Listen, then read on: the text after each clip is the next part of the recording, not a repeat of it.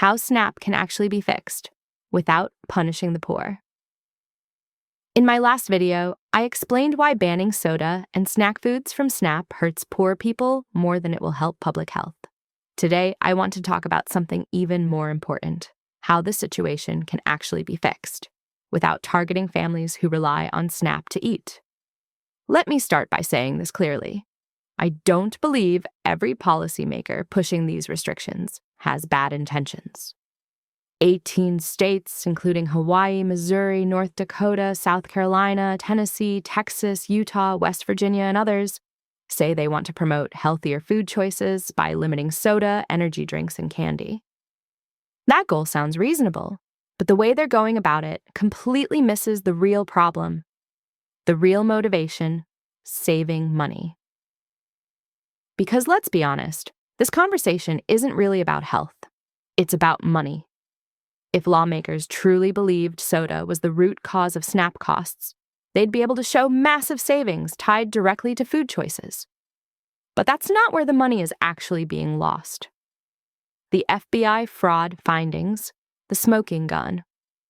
Recent investigations by the FBI uncovered tremendous SNAP fraud, and here's the key detail that doesn't get enough attention. It wasn't millions of families committing fraud.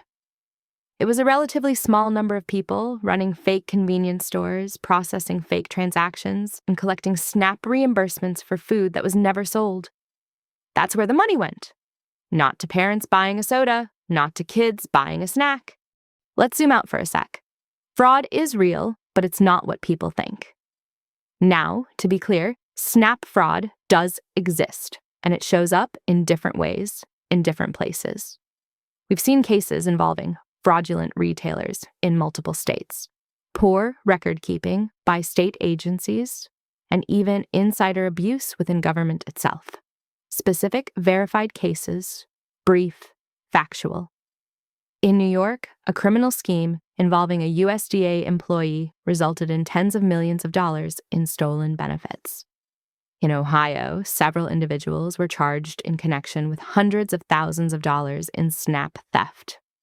In Minnesota, investigators uncovered fraud involving a small group of store owners, not the broader immigrant or recipient community, an important distinction that often gets lost. And in many states, like Wyoming, South Dakota, North Dakota, Idaho, Vermont, and Montana, reported SNAP theft numbers were extremely low. That tells us something important: what the data actually shows. Fraud isn't evenly distributed, it's concentrated. It's usually tied to a small number of bad actors, weak oversight, or administrative failures, not everyday SNAP users. You may have also heard claims that hundreds of thousands of people were enrolled in SNAP in more than one state, or that benefits were still being issued to deceased individuals. Here's the honest truth: those claims have not been independently verified. The USDA has said it reviewed data from 29 states, but it has not publicly released enough detail for outside verification. Other government data does show a high rate of improper payments, meaning payments that were the wrong amount or shouldn't have happened, but that's not the same thing as fraud. Improper payments often come from delays in income updates, administrative errors, or outdated records, not criminal intent. In fact, a federal judge temporarily blocked the USDA from withholding funds from states that refused to hand over recipient data, citing privacy and security concerns.